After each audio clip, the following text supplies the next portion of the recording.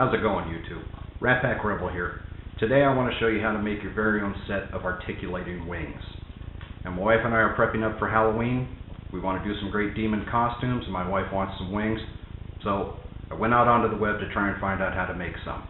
There's some great websites and some great videos out there that show you some completed pieces, but unfortunately there wasn't any that I could find that showed you how to actually make them. You can buy wings at the store, everything from $10 for the cheapy little flimsy Velcro pieces that go on your back, upwards to $200-300 for a full set of angel wings, but I didn't want to spend that much. So for about $40, probably closer to $50 once I put all the fabric and everything in, I made my very own set. I want to show you guys how to do the same, and hopefully this helps you out. What you're seeing right now is the rig itself without any fabric on it. The motion, very smooth, very simple, and what you're seeing is a tip-to-tip 10-foot wingspan. I want to show you the details on how to make it yourself. So now that we've got the rig propped up, I'll show you all the components of it. Like I said before, it's very simple to make, it's very lightweight, it's very durable. I'll start from the inside, work my way out, show you how everything works. The first piece you're going to see is going to be the harness itself. This particular piece is nothing more than an old backpack I had lying around the house. I took it, cut the pouch off, made sure not to cut into any of the stitching, and also making sure to leave on the harnesses. These are for your two shoulders. You're also going to want a centerpiece to really cinch this down that's going to go right below your breastbone. You can run a Velcro loop, you can run an old belt, anything like that through the back and around your front side there, and you'll be all set. The wood that I've used on this is 1/4-inch poplar wood. It's very cheap, it's also super lightweight and very durable. It makes the perfect component for this. This particular piece has been made for my wife. You want to measure up the person that it's going to go to. This is 1/4-inch by 7 by 12 long. I attached it to the backpack using what's called turtling nuts. For those of you who don't know, turtling nuts are a nut. It looks like a funnel with 4 teeth set around the flange. Drilled the holes through the wood, through the backpack as well. You want to put the funnel on the nut piece, on the turtle nut, through the hole, and give it a couple good whacks with the hammer. Let the teeth bite into the wood. On the back side, you're going to use some fat diameter washers to make sure that the screw itself doesn't pull through the fabric. Once that's through, thread through the turtle nut and then leave a little meat on the outside. And I just use some wing nuts on here. Allows me to take this thing back off in case I have to do any type of repairs or any type of replacement on the harness. The material here is just 1/2-inch Schedule 40 PVC. Again, very cheap, very lightweight, very durable. I attached it to the wood. It's not through the backpack, just through the wood, in 4 spots. Again, I used turtling nuts on the back side. Used some 2-inch screws. I use 8-32 steel screws, fine thread. You're welcome to use anything you like. These are my particular preference. Screw it through the turtle nut, leave a little meat on the back side again, and just put some regular hex nuts on there to lock it into place. Coming out, this joint right here is nothing more than Schedule 40 PVC as well. This is a 45-degree elbow. Again, 1/2-inch Schedule 40 PVC. All of these, and the center, and the other arm, this is all 2-foot chunks. Works perfect for my size.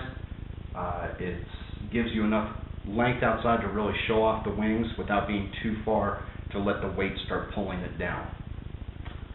The articulating arm itself, again, I've used 1/4-inch poplar, lightweight, very strong, 2 inches wide, 48 inches long. The construction of it, once you have your first 2-foot section in place, you can just drill through this. You can use a hand drill. I would make the suggestion, if you have one or if you have access to one, to use a drill press. This gives you a much cleaner, straighter hole. Attach the 45 elbow to the cross piece. Then you can attach your other 2-foot section here. Gives you the nice angle right away. On the poplar itself, the way I've attached it to the PVC is up on top here. You're going to cut 2 cuts. These are probably about 3 inches deep from the top.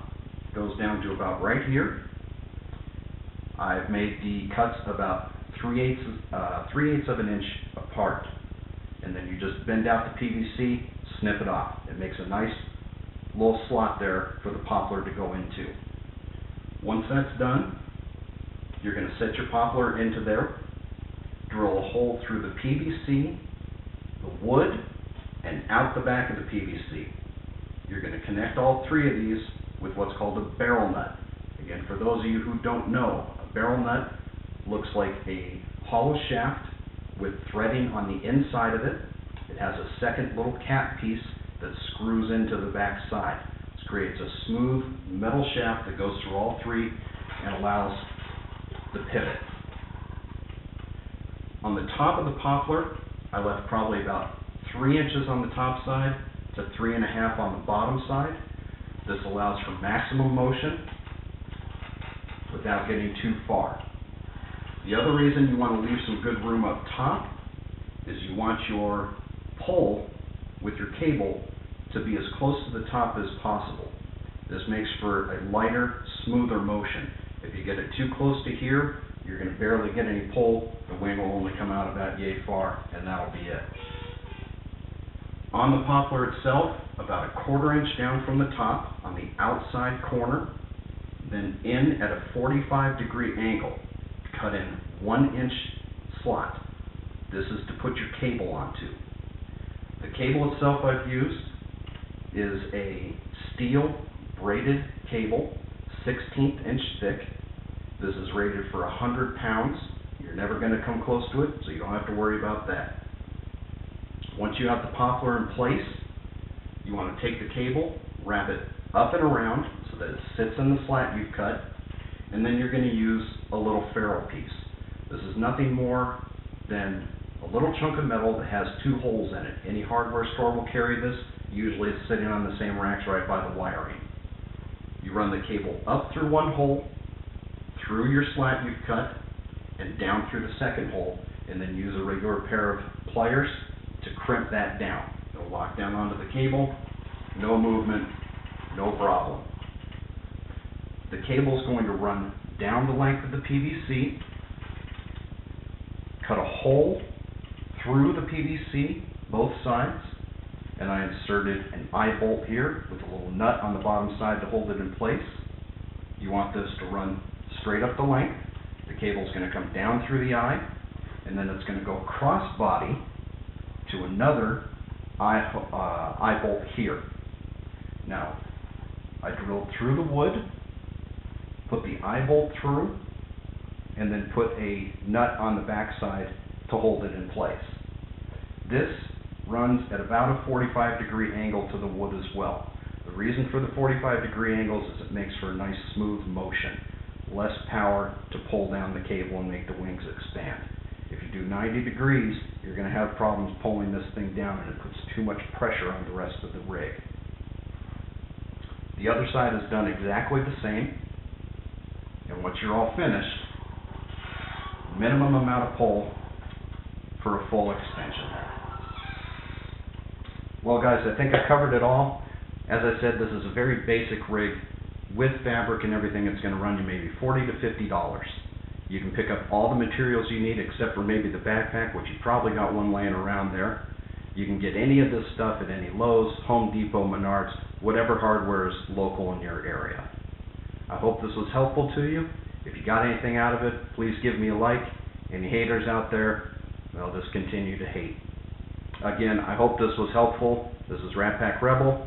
Enjoy your Halloween.